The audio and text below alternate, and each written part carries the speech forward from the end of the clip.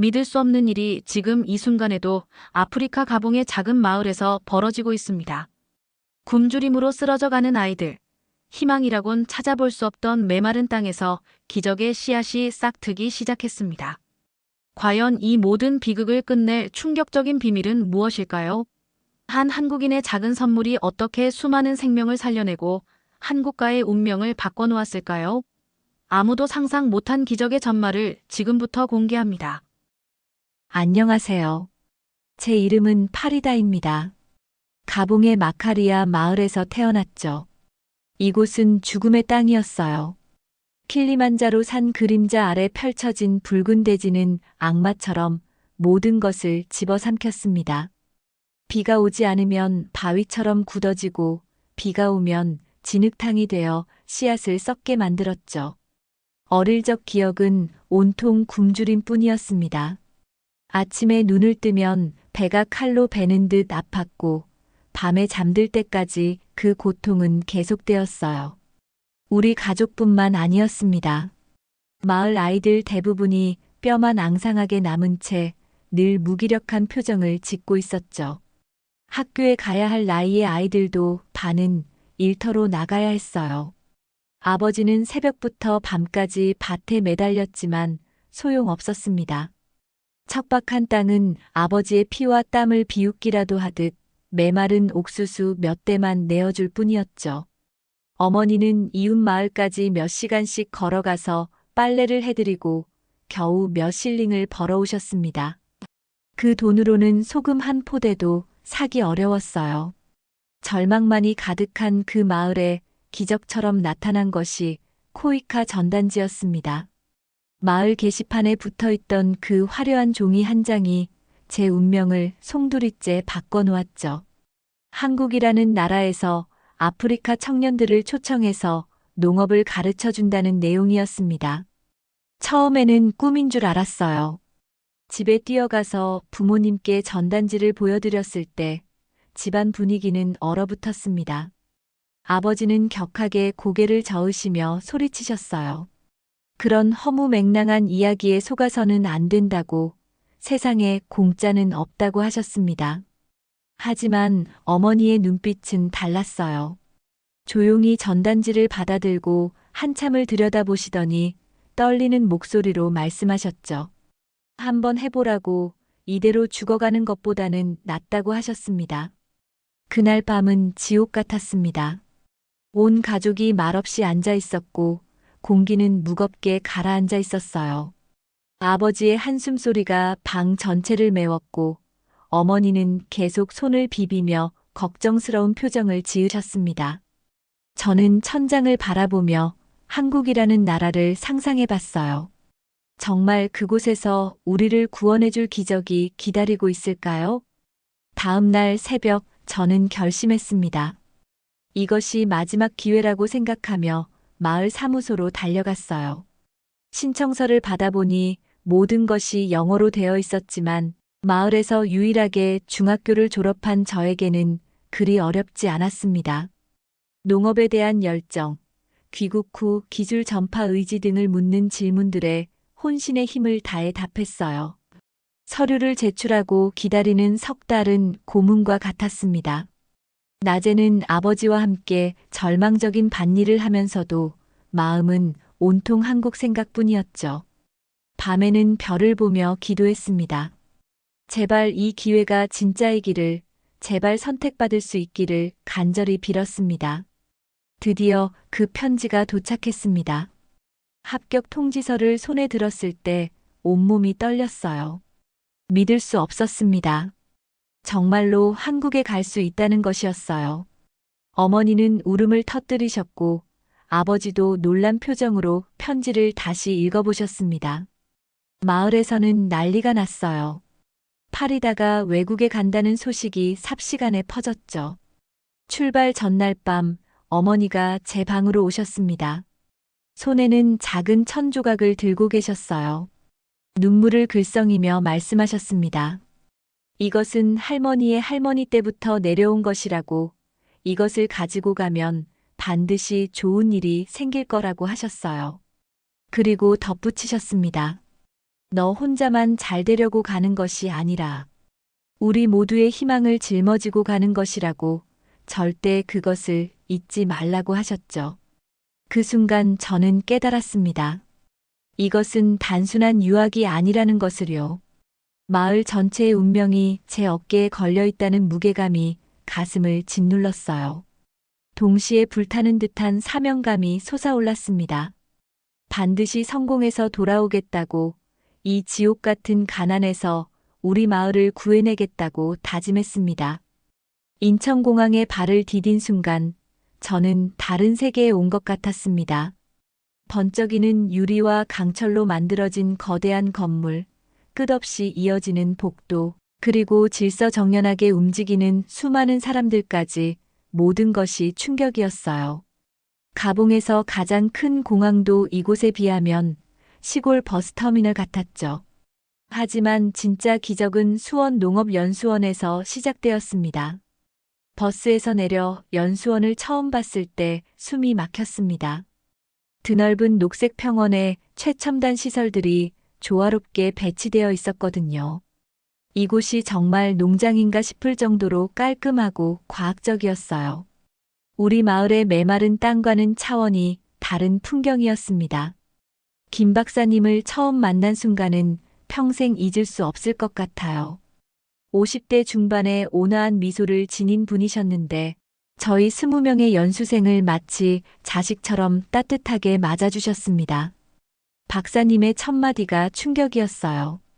여러분이 오늘부터 새로운 인생을 시작하게 될 것이라고, 그리고 여러분의 나라를 구원할 영웅이 될 것이라고 말씀하셨거든요. 연수원 첫 견학에서 본 점적관계 시설은 그야말로 마법 같았습니다. 거미줄처럼 펼쳐진 가느다란 호스에서 물방울이 똑똑 떨어지고 있었는데 박사님은 이 방법으로 물을 70%나 절약할 수 있다고 설명해 주셨어요. 우리 마을에서는 물 한 방울이 아까워서 싸움이 일어나는데 여기서는 물을 이렇게 정교하게 관리하고 있다니 믿어지지 않았죠. 온실에 들어갔을 때는 다른 행성에 온 기분이었어요.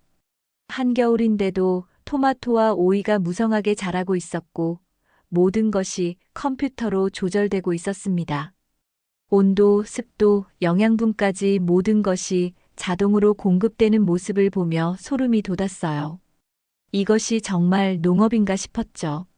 우리는 하늘만 바라보며 운에 맡기는데 여기서는 사람이 자연을 완전히 통제하고 있었습니다. 하지만 김 박사님의 첫 강의를 들으며 제 생각이 송두리째 바뀌었어요. 박사님은 단호하게 말씀하셨습니다. 기술보다 중요한 것은 정신이라고, 한국도 60년 전에는 여러분 나라와 똑같았다고 하셨죠. 그리고 보여주신 사진들에 저는 경악했습니다. 1960년대 한국 농촌의 모습이 지금 우리 마을과 너무나 똑같았거든요. 초가집, 맨발의 농부들, 굶주린 아이들의 모습까지 모든 것이 마카리아 마을 그 자체였어요. 박사님은 계속 말씀하셨습니다. 한국이 기적을 만들어낸 것은 고급 기술 때문이 아니라 포기하지 않는 마음 때문이었다고, 새마을 운동이라는 농민 스스로의 의지가 모든 것을 바꿨다고 하셨죠. 그 순간 가슴속에서 뜨거운 무언가가 끓어올랐습니다. 한국의 끈기와 공동체 정신이 얼마나 강력한지 직접 느낄 수 있었습니다. 단순히 농업 기술만을 배우는 것이 아니라 이 나라가 어떻게 가난을 극복하고 선진국이 되었는지 그 정신을 배우는 과정이었어요. 3달간의 연수는 매일이 충격의 연속이었습니다. 토양 분석부터 병해충 방제, 저장 기술까지 모든 것이 과학적이고 체계적이었어요. 하지만 그보다 더 중요한 것은 한국 농민들의 정신을 배운 것이었습니다. 실패에도 굴복하지 않는 끈기, 이웃과 함께 발전하려는 공동체 의식, 미래 세대를 위한 희생 정신까지 모든 것이 감동적이었죠. 연수 마지막 날, 김 박사님은 저희에게 당부하셨습니다. 기술은 도구일 뿐이고 진짜 중요한 것은 변화에 대한 믿음이라고 하셨어요. 작은 성공부터 시작하되 그것이 반드시 큰 변화로 이어질 것이라고 격려해 주셨습니다. 그리고 저에게 통일벼 씨앗 한 봉지를 건네주시며 말씀하셨어요. 이것부터 시작해보라고. 통일벼 한 포기가 마을 전체를 구원할 수 있을 거라고 하셨죠. 그 순간 온몸에 전율이 흘렀습니다. 마카리아 마을로 돌아온 첫날, 절망이 저를 덮쳤습니다. 한국의 녹색 천국에서 지옥의 붉은 땅으로 떨어진 기분이었어요. 메마른 밭, 시들어가는 작물들, 희망 없는 사람들의 눈빛까지 모든 것이 예전 그대로였습니다. 하지만 제 가슴 속에는 김 박사님의 말씀과 통일벼 씨앗이 뜨겁게 타오르고 있었죠. 부모님께 한국에서의 경험을 이야기했을 때 반응이 극명하게 갈렸습니다. 어머니는 눈을 반짝이며 들어주셨지만 아버지는 점점 얼굴이 굳어갔어요. 점적관계 시설을 만들겠다고 하자 아버지는 폭발하셨습니다. 그런 이상한 것 만들 돈이 어디 있느냐고, 고장나면 누가 고치겠느냐고 소리치셨죠. 하지만 저는 포기할 수 없었습니다. 첫 번째 도전은 참담한 실패였습니다. 플라스틱 병으로 만든 급조 점적관계 시설은 완전한 재앙이었어요. 구멍이 너무 커서 물이 폭포수처럼 쏟아져 나왔고 연결 부분은 계속 새어서 밭이 진흙탕이 되었습니다. 통일벼 씨앗도 제대로 발아하지 않았습니다. 한 달 동안 매일 실패만 거듭했죠. 마을 사람들의 시선이 날카로워지기 시작했습니다. 처음에는 호기심으로 지켜보던 이웃들이 이제는 비웃음을 보내기 시작했어요. 젊은 것이 외국 다녀왔다고 건방지게 군다는 수군거림이 들려왔습니다. 심지어 어떤 할아버지는 대놓고 말씀하셨어요. 조상 대대로 해온 농사법이 최고라고, 쓸데없는 짓 그만하라고 하셨죠. 가장 가슴 아팠던 것은 아버지의 변화였습니다. 매일 저녁마다 들려오는 깊은 한숨 소리에 마음이 찢어질 것 같았어요. 아버지는 말씀하지 않으셨지만 표정만 봐도 절망하고 계신다는 것을 알 수 있었습니다. 아들이 미친 짓을 하고 있다고 생각하시는 것 같았어요. 그런 절체절명의 순간에 김 박사님의 편지가 도착했습니다. 마치 하늘에서 내려온 구원의 손길 같았죠. 편지에는 충격적인 내용이 적혀 있었습니다. 한국도 새마을 운동 초기에는 무수한 실패와 조롱이 있었다고 하지만 포기하지 않는 마음이 결국 기적을 만들어냈다고 하셨어요. 중요한 것은 기술이 아니라 절대 굴복하지 않는 정신이라고 격려해 주셨습니다. 편지를 읽고 나서 눈물이 쏟아졌습니다. 제가 겪는 고통이 저만의 것이 아니라는 사실에 위안을 받았어요. 한국 사람들도 똑같은 길을 걸었다고 생각하니 다시 용기가 솟아났습니다. 그날 밤 저는 새로운 결심을 했어요. 욕심을 버리고 아주 작은 것부터 다시 시작하기로 했습니다. 두 번째 시도는 완전히 달랐습니다. 복잡한 장치는 포기하고 가장 원시적인 방법을 택했어요. 집 뒤편 작은 텃밭에 통일벼 씨앗 10개만 심고 매일 아침 저녁으로 손으로 직접 물을 주기로 했습니다. 점적관계는 나중 일로 미뤄두고 우선 우리 땅에서 통일벼가 자랄 수 있는지부터 확인해 보자고 마음먹었죠. 기적이 일어났습니다. 일주일 만에 작은 새싹들이 고개를 내밀기 시작한 것이에요. 연한 녹색 떡잎이 메마른 흙을 뚫고 나오는 모습을 보며 가슴이 터질 것 같았습니다. 한국에서 본 통일벼와 똑같은 모양이었어요. 우리 마을의 저주받은 땅에서도 통일벼가 자랄 수 있다는 증거였습니다. 매일매일 자라는 통일벼를 지켜보는 것이 제 유일한 기쁨이었어요. 한 달이 지나자 통일벼들이 제법 모양을 갖추기 시작했습니다. 크기는 작았지만 분명히 통일벼였어요. 이웃들도 하나둘씩 구경을 오기 시작했고 의심스러워하던 분들도 실제로 자라는 통일벼를 보고는 놀라워하셨습니다. 특히 마을 최고령 할아버지께서 관심을 보이신 것이 큰 전환점이었어요. 통일벼 잎을 조심스럽게 만져보시더니 감탄하셨습니다.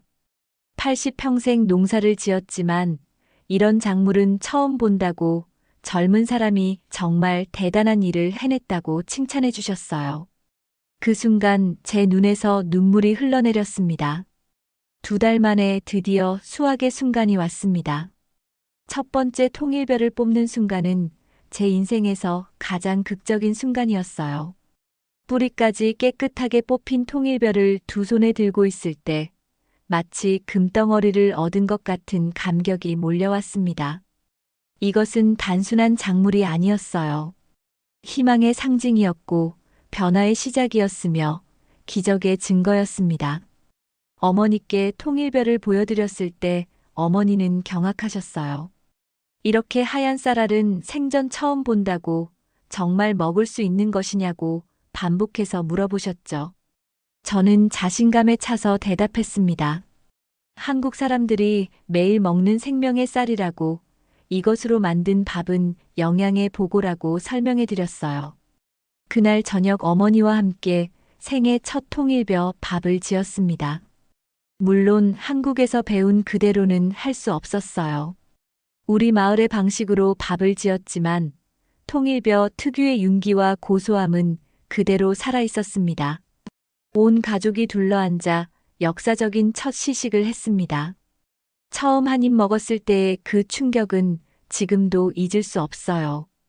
익숙하면서도 깊은 맛이었습니다. 아버지는 놀란 표정으로 계속 씹어보시더니 나쁘지 않다고 인정하셨어요. 어머니는 이 음식이 정말 영양가가 높은지 계속 궁금해하셨죠. 소문은 산불처럼 번져나갔습니다. 파리다가 외국 쌀을 키워서 신비한 음식을 만들었다는 이야기가 마을을 뒤흔들었어요. 호기심에 찾아오는 이웃들이 줄을 이었고 밥을 조금씩 나눠드리며 맛을 보여드렸습니다. 대부분 처음에는 신기한 표정을 지었지만 한번 먹어보고는 감탄하며 재배 방법을 물어보곤 했습니다. 마을 분위기가 극적으로 바뀌기 시작했습니다. 의심과 조롱의 시선이 경외와 호기심으로 바뀌었어요. 통일벼 씨앗은 어디서 구할 수 있는지, 키우는 방법은 무엇인지 묻는 분들이 늘어났습니다. 특히 젊은 어머니들의 관심이 폭발적이었어요. 아이들에게 영양가 있는 음식을 만들어주고 싶다는 간절한 마음 때문이었죠. 그의 겨울마을 수확축제는 특별했습니다. 전통적으로 옥수수와 콩만 나누던 행사에 올해는 제가 재배한 통일벼 쌀로 지은 밥도 함께 올라갔어요. 마을 사람들 모두가 통일벼 밥을 맛보는 역사적인 순간이었습니다. 어떤 분은 이렇게 맛있는 밥은 처음이라고 하셨고, 어떤 분은 기적이라고 하셨어요. 하지만 모두가 한 가지는 인정했습니다. 파리다가 정말로 기적을 가져왔다는 것이었죠. 축제 마지막 날 밤 마을 최고령 할아버지께서 특별한 선언을 하셨습니다. 파리다를 마을의 새로운 농업 지도자로 인정한다고, 앞으로 젊은이들이 새로운 농법을 배울 수 있도록 지원하겠다고 말씀하셨어요. 그 순간 마을 전체가 박수로 화답했습니다. 눈물이 뺨을 타고 흘러내렸어요. 가장 감동적이었던 것은 아버지의 변화였습니다. 축제가 끝나고 집으로 돌아가는 길에 아버지께서 조용히 말씀하셨어요. 처음에는 걱정스러웠지만 이제는 자랑스럽다고, 아들이 마을에 진짜 희망을 가져다 주었다고 하셨습니다. 어머니는 통일벼 한 포기가 이렇게 많은 사람들을 행복하게 할 줄 몰랐다고 웃으며 말씀하셨어요. 그날 밤 저는 깨달았습니다. 김 박사님께서 말씀하신 진리를 말이에요. 기술보다 중요한 것은 마음이고 작은 성공이 큰 변화의 씨앗이 된다는 것을요. 통일벼 한 포기가 정말로 마을 전체의 운명을 바꿔놓았습니다. 이제 진짜 시작이었어요. 더 큰 기적을 만들어낼 때가 온 것입니다. 통일벼의 기적이 알려지면서 마을의 혁명적인 변화가 시작되었습니다. 처음에는 냉소적이던 청년들이 하나둘씩 저를 찾아오기 시작했어요. 농업을 배우고 싶다는 절실한 눈빛들이었습니다. 그렇게 탄생한 것이 청년 농업 교육 모임이었죠. 첫 모임에는 5명만 참석했습니다. 모두 제 또래 청년들이었는데 절망적인 현실에 지쳐있던 친구들이었어요. 저는 김 박사님께서 보내주신 자료들과 제 경험을 바탕으로 체계적인 교육 프로그램을 만들었습니다. 점적 관계의 원리부터 토양 관리, 작물 재배까지 모든 것을 가르쳐 드렸죠. 한 달 만에 기적이 일어났습니다. 5명으로 시작한 모임이 12명으로 늘어난 것이에요. 소문을 듣고 이웃 마을에서까지 찾아오는 청년들이 있었습니다. 모임 장소도 제 집 마당에서 마을 회관으로 옮겨야 했어요. 모두들 한국의 기적에 대한 이야기에 눈을 반짝였습니다. 가장 극적인 순간은 마을 초등학교 교장 선생님이 찾아오셨을 때였어요. 아이들 급식에 신선한 쌀이 필요한데 제가 키운 통일벼 쌀을 납품할 수 있겠느냐고 제안하셨습니다. 학교에서 통일벼 밥을 만들어 아이들에게 먹여보고 싶다는 것이었죠. 제 통일벼가 정식으로 인정받는 순간이었습니다. 급식 납품을 위해서는 더 많은 생산이 필요했습니다. 드디어 점적관계 시설에 재도전할 때가 온 것이죠. 이번에는 청년 모임 멤버들과 함께 철저히 준비했습니다. 재료 확보부터 설계도 작성, 여러 번의 테스트까지 모든 과정을 체계적으로 진행했어요. 두 번째 점적관계 시설은 완전히 달랐습니다. 큰 물통과 정교한 호스 연결, 그리고 물 압력 조절까지 모든 것이 완벽했어요. 한 달간의 테스트를 거쳐 드디어 완성된 시설을 보며 모든 멤버들이 환호성을 질렀습니다. 물 사용량은 절반으로 줄었지만 수확량은 2배로 늘어났어요. 학교 급식 납품도 대성공이었습니다. 매주 화요일과 금요일에 통일벼 쌀 10포대씩 공급하는 계약을 맺었어요.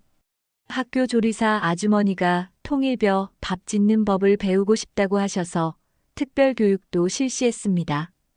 아이들의 반응이 놀라웠어요. 처음에는 낯설어하던 아이들도 금세 통일벼 밥의 매력에 빠져들더군요. 청년 모임 멤버들도 각자 다른 작물에 도전하기 시작했습니다. 토마토, 상추, 오이, 양파까지 다양한 채소들이 마을 곳곳에서 자라나기 시작했어요. 모임 시간에는 서로의 성공과 실패를 나누며 함께 성장해 나갔습니다. 가르치는 제가 오히려 더 많이 배우는 기분이었죠. 그 무렵 김 박사님으로부터 감동적인 편지가 도착했습니다. 제 근황 보고를 보시고 축하 메시지와 함께 더 큰 비전을 제시해 주셨어요. 개인의 성공에서 그치지 말고 마을 전체를 변화시키는 리더가 되라는 격려였습니다. 그때 저는 깨달았어요. 이제 정말로 새로운 단계로 도약할 때가 되었다는 것을요. 청년 교육 모임이 안정되자 혁신적인 아이디어가 떠올랐습니다.